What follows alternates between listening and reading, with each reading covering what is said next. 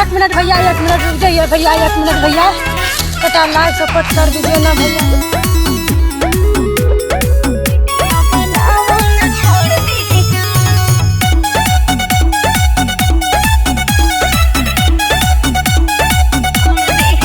जैसे करो तारे ट्रेंड भौजी भइल चाहतारू तू वायरल। ए भौजी अरे का भइल हो ऐसे कुछ समझा। जैसे करो तारे ट्रेंड भौजी भइल चाहतारू तू वायरल। आ तोहरा पीछे बोलो हम कुछ जोड़ दी का। ढेर दिन से सपोर्ट नहीं के मिला, कहीं मत तोड़ दी भाई लोग। कमेंट में बतावल का वीडियो बनावल छोड़ दी। मिले ना सपोर्ट रहा मोड़ लेगा, वीडियो बनावला छोड़ देगा। रोवा सुबह से हाथ जोड़ लेगा, वीडियो बनावला छोड़ देगा।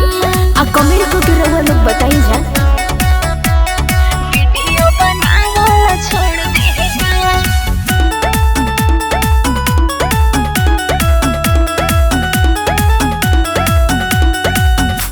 अरे रे मोर सुनर भौजी ओढ़ले बड़ू चुनर भौजी। लगेलू मन मार काहे बड़ू तू बड़ू हुनर भौजी। अरे तू तो बहुत टैलेंटेड बड़ू हो। हेलो कहीं का बड़ी लागत बोरी बढ़त लेके फैन फलोई आ तोहर नाम की मचाई हम सोर दी का। ढेर दिन से सपोर्ट नहीं के मिला, कहीं मत तोड़ दी भाई लोग। कमेंट में बतावल का वीडियो बनावल छोड़ दी। मिले ना सपोर्ट रहा मोड़ लेगा, वीडियो बनावला छोड़ देगा। रोवा सुबह से हाथ जोड़ लेगा, वीडियो बनावला छोड़ देगा। आ सोच समझ के बताया लोग, वीडियो बनावला छोड़ देगा। बनावला छोड़ देगा। तो कुछ दिन सबर कर, पोस्ट कुछ जबर कर।